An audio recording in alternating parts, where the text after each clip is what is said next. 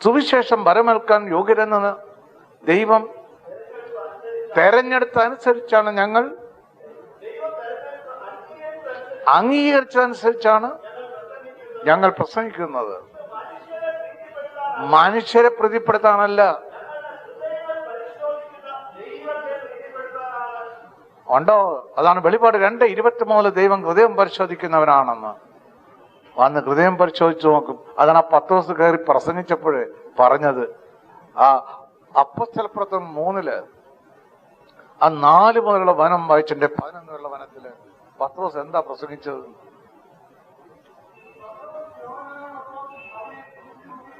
സൂക്ഷിച്ചു നോക്കി. കണ്ടോ?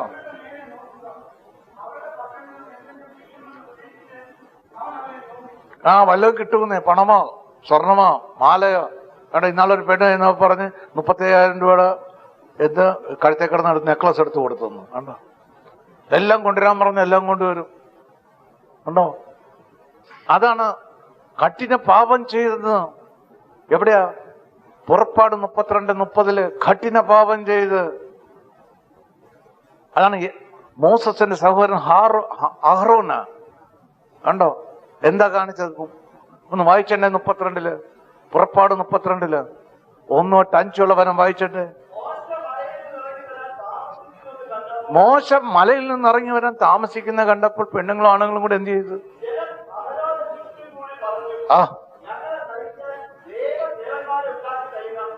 വേഗം ദേവന്മാരുണ്ടാക്കി കിട്ടണമെന്ന്. കണ്ടോ? ഒന്നും കിട്ടിയില്ലെങ്കിൽ സിനിമ നടനെങ്കിലും കൊണ്ടുവന്ന് തരണമെന്ന് പറയാം. നടിയ സിനിമ നടി ഇവിടെ വന്നാലോ? നിങ്ങൾ ബൈബിള് കേൾക്കുവോ? ഇനിയിപ്പോ കേൾക്കും. പണ്ടാണെങ്കില അറിയാലോ നിങ്ങൾക്ക്. ഇനി നിങ്ങൾ കേൾക്കും. ഇനി നടൻ വന്നാലോ? അതിനെ പറയാ നിങ്ങൾ നോക്കുവോ? ഇല്ല, അവനെ ബന്ധിക്കും യേശുവിന്റെ നാമത്തില്. മനസ്സിലായോ? അവിടെ ഇരിക്കാൻ പറയും. മനസ്സിലായില്ലേ? അതിനാണ് 1 യോഹന്നാൻ 3:8 കൃപ ദൈവം നമുക്ക് തന്നിരിക്കുന്നത്. കണ്ടോ? അത് കൃപ, ദൈവത്തിന്റെ കൃപയിലാണ്. അതാണ് നമ്മ കൃപ തുടങ്ങിയത്. അതിന് വായത്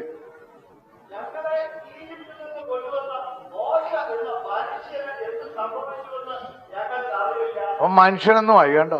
ഇത്രയും നേരം നേതാവ് മങ്ങളുടെ ഗുരു എന്നൊക്കെ പറഞ്ഞു നടന്ന് കാണാതെ വന്നപ്പോ മനുഷ്യൻ എന്ത് സംഭവിച്ചു? പിന്നെ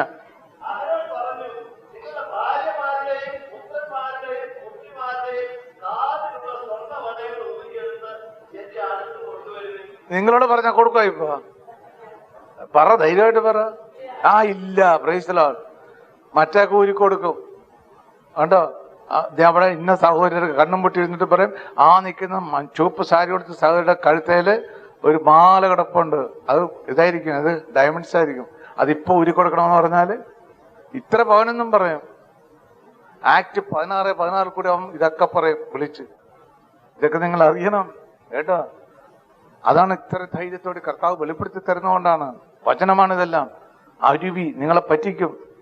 നിങ്ങളെ വിശ്വസിപ്പിക്കാനായിട്ട് 2 തെസ്സലോനിക്കർ 2:9 തൊട്ട് 12 വരെ കാണപ്പെடும் പഠിക്കണം. എന്നാലേ കർത്താവിന്റെ പ്രവർത്തനത്തിന് വരുന്നതൊക്കെ അറിയുള്ളൂ. അല്ലെങ്കിൽ വല്ല ഒരു പ്രവാചകനാണെന്നും പറഞ്ഞ് കുറെ ഉണ്ട്. അവന്റെ സാഹിത്യവും തമാശയും ചിരിയെല്ലാം കേൾക്കുമ്പോൾ നിങ്ങളെല്ലാവരും വീണുപോകും. ഓരോ സ്ഥലത്ത് ചെല്ലുമ്പോ കാണാം.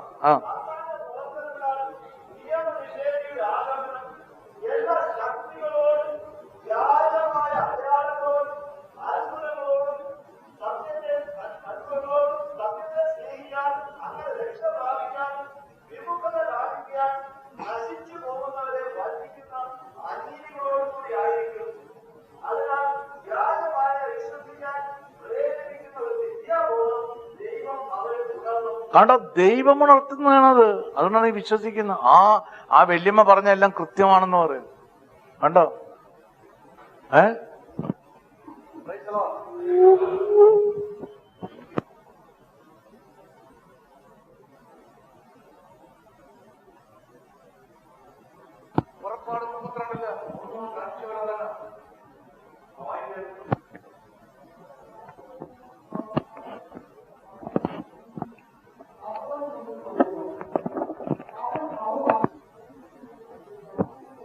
കാളക്കുട്ടി ഉണ്ടാക്കി. എന്നിട്ട് എന്ത് ചെയ്തു?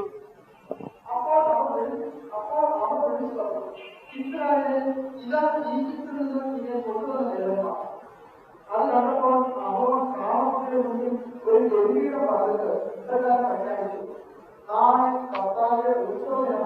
ഉടനെ കണ്ട ഉത്സവമാക്കി. ആദ്യം രാവിലെ ഉണർന്നിട്ട് എന്ത് ചെയ്തെല്ലാം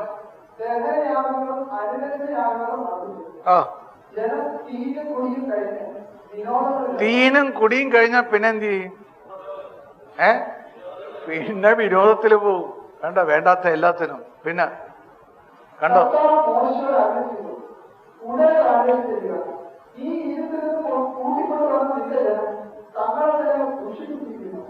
ഞാൻ നിർദ്ദേശിച്ച മാർഗത്തിൽ നിന്നും അവർ ഭ്രഷ്ടത വ്യതിചലിച്ചിരിക്കുന്നു.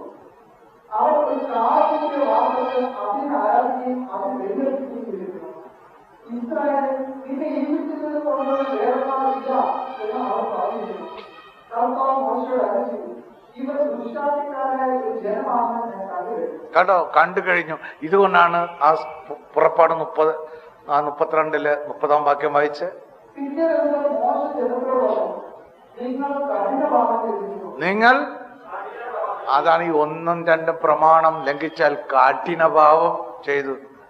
മനസ്സിലായ? അതുകൊണ്ടാണ് ആ പ്രമാണങ്ങൾ 1 2 പ്രമാണം തന്നത് ദൈവം. ഇനി 1 പ്രമാണം തന്ന എന്തിനാണ്? അല്ലെങ്കിൽ അവസാനത്തെ കൊടുത്താൽ മതിയല്ല. സങ്കീർത്തനം 1 എന്തിനാണ് തന്നത്? ആദ്യം 1-ാം സങ്കീർത്തനം ഒന്ന് വായില്. 2 മാർഗങ്ങളേ ഉള്ളു ആകെ. ഒന്ന് നീതിയുടെ മാർഗം. കണ്ടോ, ദുഷ്ടരുടെ ഉപദേശം സ്വീകരിക്കുകയോ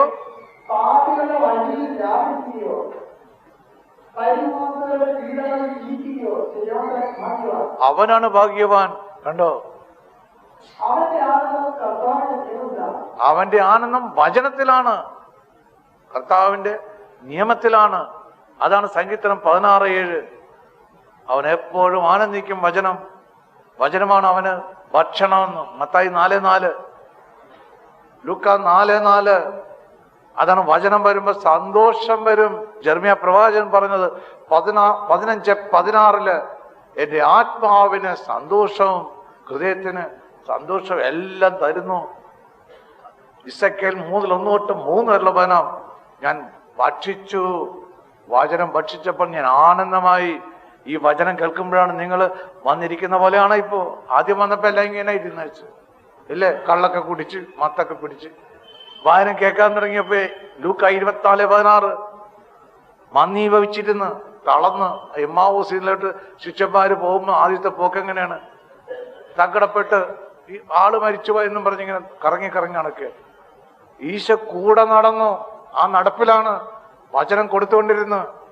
ആ അപ്പ എന്ത് വന്നു? ലൂക്ക 24:32 വന്നപ്പോ ഹൃദയം ജ്വലിച്ച് നിരാശ പോയി, പ്രത്യാശയായി. കണ്ടോ, അതുപോലെയാണ് വചനം നമ്മിൽ വരുമ്പോ നമ്മളും ജീവൻ വെക്കും. ആത്മാവ് ശക്തമായി ആത്മാവ് വരും. വചനം മാംസമാകുമ്പോൾ ഇനി അത് വയറ്. അപ്പൊ ഇത് കണ്ടില്ലേ? കണ്ടോ, ആ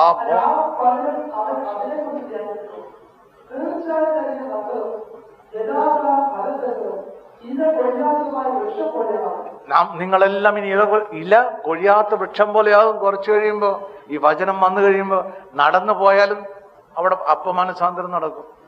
കണ്ടോ, ഒരു വീട്ടിൽ ചെന്നാലോ ആ അപ്പ അവിടെ നടക്കും. കർത്താവ് പ്രവർത്തിക്കും. കൃപയാണ്. അതുകൊണ്ടാണ് വിശുദ്ധ പൗലോസ് പറഞ്ഞത്. എന്താ പറഞ്ഞത്? 1 കൊരിന്ത്യർ 15:10 വയറ്. നമ്മള് കൃപ, നിങ്ങൾ എന്തായിരിക്കുന്നോ അത് ദൈവ കൃപയാലായിരിക്കും. നിഷ്ഫലമായി പോയിട്ടില്ല. കണ്ടോ, മറിച്ച് ഇനി അധ്വാനിക്കും നിങ്ങള്. മറിച്ച് നടന്നൊക്കെ പോവും ഓരോ സ്ഥലത്ത് കർത്താവിനെ കൊടുക്കാൻ. പാതിരക്കും പോവും, 2 മണിയായാലും പോവും. ആ തീഷ്ണം ദൈവം ഉദിപ്പിക്കുന്ന നമ്മല്ലേ. കണ്ടോ, മടിഞ്ഞിരുന്നാല് പിറ്റേ ആഴ്ചയിലാകട്ടെ. ചിലരുടെ ഇല്ല പിന്നത്തെ ആഴ്ചയിലാകട്ടെ അല്ലേ. പലരും അവർ മാറ്റി വെക്കും. കണ്ടോ, മാറ്റി വെക്കാമോ? അതാണ് പ്രഭാഷകൻ 5:7 നാളെ എന്ന് മാറ്റി വെക്കരുത്, ഇന്ന് തന്നെ ആയിരിക്കണം. അവരെയാണ് ദൈവം സ്നേഹിക്കുന്നത്. കണ്ടോ, എബ്രായർ 4:7 ഇന്നാണ്. കണ്ടോ, ഈശോനെ കണ്ടു കഴിഞ്ഞ പിന്നെ സമാധാനം കൂടിക്കൂടി വരുമ്പോ കുറഞ്ഞു പോവുക. കൂടി വിശ്വാസമോ വർദ്ധിച്ചുകൊണ്ടിരിക്കും. ആർക്കെങ്കിലും തടുക്കാൻ സാധിക്കുമോ? കണ്ടോ? ബുദ്ധിയിൽ കൈകാര്യം ചെയ്യുന്നതുകൊണ്ടാണ്. റോമ 8:31-39 വായിക്കുക. നിങ്ങൾ ആർക്കും തൊടാൻ സാധിക്കുമോ? ദൈവസ്നേഹത്തിൽ നിന്ന് പിന്തിരിപ്പിക്കാൻ സാധിക്കുമോ? ഇതിനെക്കുറിച്ച് നാം എന്താ പറയുന്നത്? ദൈവം നമ്മുടെ പക്ഷത്തെങ്കിൽ ആര് നമുക്ക് എതിർക്കും? ആരെതിരി നിൽക്കും? കർത്താവിൽ വന്നവരാരെങ്കിലും നഷ്ടപ്പെട്ടിട്ടുണ്ടോ? എന്തെങ്കിലും വല്ലതും പോയിട്ടുണ്ടോ? എന്തെങ്കിലും നഷ്ടപ്പെട്ടിട്ടുണ്ടോ? ഒന്നും നഷ്ടപ്പെടില്ല. ദൈവം വാരിക്കോരി തരികയാണ്. ആ ജോബ് പുസ്തകം 22 ആ 21-30 വനത്തിൽ ജോബ് പുസ്തകം പറയുകയാണ്. ജോബില് എന്താ പറയണത്? യേശുമായി ഒന്ന് രമ്യതപ്പെട്ടാൽ മതി. കണ്ടോ? യേശുമായി രമ്യതപ്പെടുമെങ്കിൽ എല്ലാവർക്കും മാപ്പ് കൊടുത്താൽ മതി. ഹൃദയത്തിലാണ്. അല്ലാതെ അളിയൻ്റെ അടുക്ക മാപ്പ് പറയാൻ ചെന്നാല എന്ത് വരും? ഇട്ടി നടക്കും. കണ്ടോ? പിശാച് വെറുതെ ഇരിക്കുമോ? അവൻ അലറുന്ന സിംഹമാണ്. 1:10-5 അതുകൊണ്ട് ഹൃദയത്തിലാണ് മാപ്പ് കൊടുക്കേണ്ടത്. കണ്ടോ? അല്ലെങ്കിൽ അവൻ മറ്റവൻ ഉപയോഗിക്കുന്നു അവന് ഈ ആയുധങ്ങളെല്ലാം. സാത്താന് അനേക രഹസ്യങ്ങളുണ്ട്. വെളിപാട് 2:24 പ്രബോധനമുണ്ട് അവന്. യെശയ്യാ 45:3 അവൻ രഹസ്യ നിധികളുണ്ട്. കണ്ടോ? എല്ലാം വചനമാണ്. വചനത്തിൽ കൂടി എല്ലാം കർത്താവ് കാണിച്ചു തരും. മാർക്കോസ് 5:9 അവൻ ലഗ്യോനാണ്. കൂട്ടമായിട്ട് കൃപ ലഭിച്ചവർക്ക് മാത്രമേ ഇതെല്ലാം അറിയാൻ സാധിക്കുള്ളൂ. ലൂക്കാ 8:10 മത്തായി 13:11 മാർക്കോസ് 4:11 എല്ലാം കൃപ ലഭിച്ചവർക്ക് മാത്രമേ ഇതെല്ലാം അറിയാൻ സാധിക്കുള്ളൂ. കണ്ടോ? ഇനി വയറ് ഒഴിവാക്കാതെ നമുക്ക് എല്ലാവർക്കും വേണ്ടി അവനെ ഏൽപ്പിച്ചതാണ്. അവനോട് സമസ്തവും നമുക്ക് ധാരാളം നൽകാതിരിക്കുമോ? ദൈവം തെരഞ്ഞെടുത്തവരെ ആര് കുറ്റമായിരിക്കും? ദൈവം തെരഞ്ഞെടുക്കുന്നവരിൽ ആർക്ക് കുറ്റം ആരോപിക്കാൻ സാധിക്കും? നീതി കേൾക്കുന്നത് ദൈവമാണ്. അതുകൊണ്ടാണ് വിളിച്ചവർ അനേകരാണ്, തെരഞ്ഞെടുക്കപ്പെട്ടവർ വളരെ ചുരുക്കം. മത്തായി 22:14 വാക്യത്തില് അനേകരെ വിളിക്കും, തെരഞ്ഞെടുക്കപ്പെട്ടവർ വളരെ ചുരുക്കം. മറ്റെല്ലാം വന്നിരുന്ന് ഇങ്ങനെ കേൾക്കും, ബുദ്ധിയിൽ വചനം കാണിക്കാൻ. ആ കൊള്ളാം, കണ്ടോ? കട്ടുകൊണ്ടുപോകാൻ വരും കുറെ എണ്ണം. ജെറമ്യ 23:30 അവന് ദുരിതം വചനം കട്ടുകൊണ്ടുപോയാല്. അത് മറ്റതാ. കണ്ടോ? ഇനി വായത്. അപ്പോ കർത്താവ് വായിക്കരുത്. ആരാണ് ശിക്ഷാവിധി നടത്തുക? മരിച്ചവരെയും ഉദ്ധാരിക്കുന്നവരും ദൈവത്തിന്റെ വലതുഭാഗത്ത് നമുക്ക് വേണ്ടി മധ്യസ്ഥ വഹിക്കുന്നതുമായ ക്രിസ്തുവിന്റെ സ്നേഹത്തിൽ ഈ ശക്തിയാണ് യേശുവിനും വലത്ത് ഭാഗത്തിരുത്തിയത്. എഫെസോസ് 1:17-23 വനം. ഈ ശക്തിയെ നമുക്ക് വരുന്ന ദൈവം തരുന്നത്, ഏറ്റവും ബലഹീനരായ മനുഷ്യർക്ക് തരുന്നത്, പാപികളായ നമുക്ക് തരുന്നത്. അതാണ് മത്തായി 26:41 ആത്മാവ് സന്നദ്ധമാണെങ്കിലും ശരീരം ബലഹീനമാണ്. ഈ ശരീരത്തെയാണ് ദൈവം തന്റെ മഹത്വമുള്ള ശരീരമായി രൂപാന്തരപ്പെടുത്തുന്നത്. തന്റെ വചനം അയച്ച് അയച്ച് അയച്ച് അയച്ച്. സംഗീതം 107:20 വചനം കൊണ്ട്